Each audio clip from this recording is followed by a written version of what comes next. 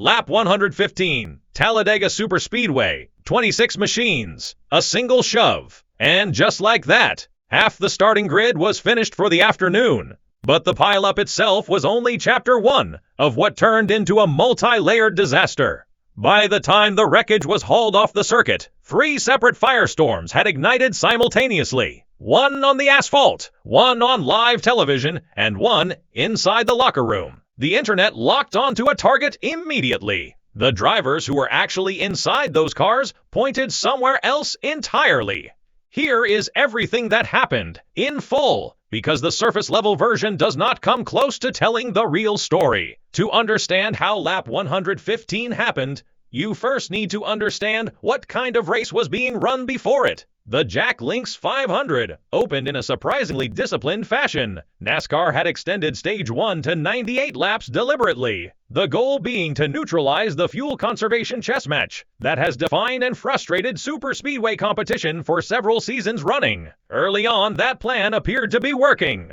The opening stage was measured, team-driven, and low on drama. Brian Priest claimed the Stage 1 victory. Ford machinery held firm at the top of the running order. Bubba Wallace was present in the mix, but had produced nothing worth highlighting yet. Every team was managing resources, playing conservatively, and waiting for their moment. Conservation ended. Aggression took its place within minutes. Lanes compressed. Bumpers made contact more frequently. Speeds crept back toward 200 miles per hour, with the entire pack compressed into a moving wall of steel. This precise sequence is what teams and drivers had been raising alarms about for months regarding NASCAR's current superspeedway setup. The field swings from disciplined and calculated to reckless and unstable with almost no transition period in between. At Talladega, with 40 cars running centimeters apart at those velocities, that swing is not merely dangerous. It is a detonator with a very short fuse. At lap 115, that fuse burned down completely. Race leader Bubba Wallace received a forceful bump from Ross Chastain at the exit of the back straightaway. The contact drove Wallace's number 23 Toyota sideways, directly into the path of the outside safer barrier, landing right in front of Cole Custer with no room to maneuver. Custer moved down the track instinctively, trying to create separation,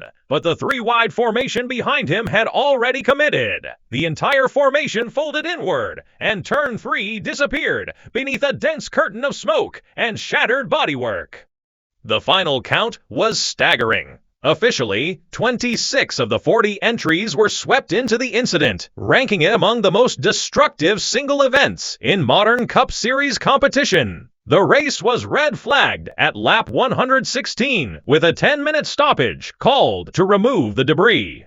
Drivers collected in the chaos included Connor Zilisch, Ty Gibbs, Daniel Suarez, William Byron, Carson Hocevar, Eric Jones, Ryan Blaney, and Kyle Larson. Kyle Busch, Josh Berry, and Shane Van Gisbergen absorbed damage as well. Joey Logano, holding the distinction of being a 3-time Cup Series champion and 3-time Talladega winner, was caught in the middle of it. Wallace, Blaney, and Logano were among the 8 drivers who could not resume the competition after the stoppage. The race had been cleaved in half. Everything that came before lap 115, and everything that had to be rebuilt afterward. The moment the footage circulated, the debate ignited, and it has not cooled since. Camp A went directly at Wallace. The argument: he was moving too freely at the front of a tightly packed field, his block came late, and he manufactured his own disaster by operating too aggressively in a position that demanded patience above everything else. Multiple posts on X characterized it as a self-caused crash. Others argued he had been covering both lanes at once, leaving no margin for error in either direction. Camp B redirected blame toward Ross Chastain. Their reading of the same footage, the push from behind, was excessive. Wallace had no realistic path to recovery once that contact landed, and placing the outcome on the man who got hit rather than the man who delivered the hit was fundamentally backwards. One user on X put it plainly: "Can someone explain to a NASCAR noob why it's Bubba's fault? Wasn't he hit from behind?"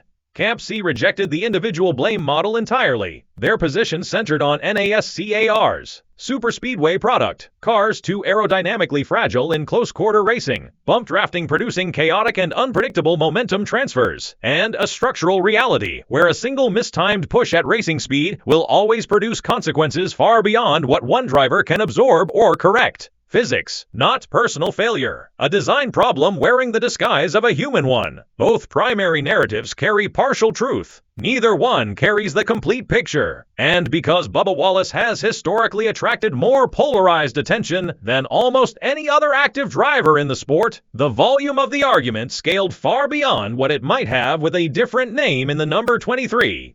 Then came Wallace's response. And this is the section that genuinely complicated matters. The unfiltered team radio version that emerged afterward carried a noticeably different energy from what viewers later saw on television. The line that circulated from the radio was blunt and outward-facing. "They wrecked us." That was the immediate in-car reaction, raw and unedited.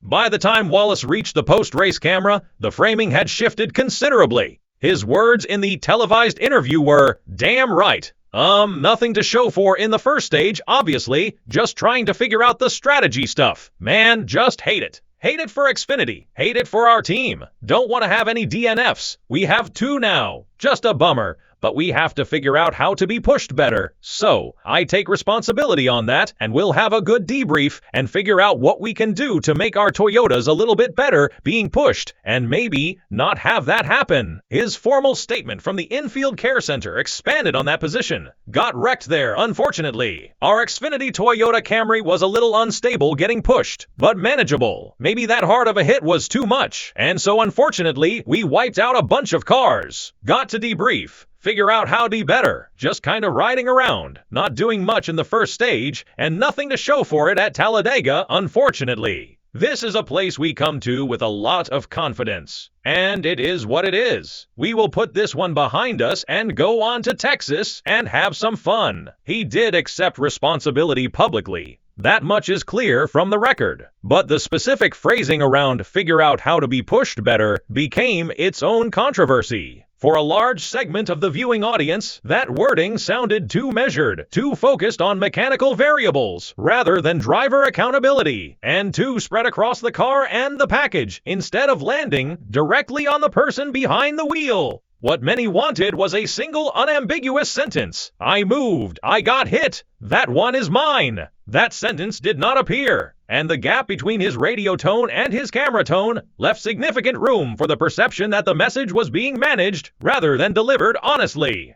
The Fox broadcast dimension added another layer entirely, and this one is genuinely difficult to argue away. When Wallace finally reached reporter Jamie Little for his post-crash interview, his opening line was, "Well, I dozed off waiting on you so long." The remark was pointed. Little acknowledged the delay and offered an apology, noting the volume of activity happening around the broadcast simultaneously. That exchange was real. It is on record. But when Fox distributed the interview across its social media platforms afterward, that opening exchange had been removed. The clip began only after that moment had already passed. The reaction from viewers who had witnessed the full broadcast was immediate. Many characterized it as deliberate editorial protection of Wallace's image. Whether the explanation is intentional cropping or careless editing, the end result appears identical to outside observers.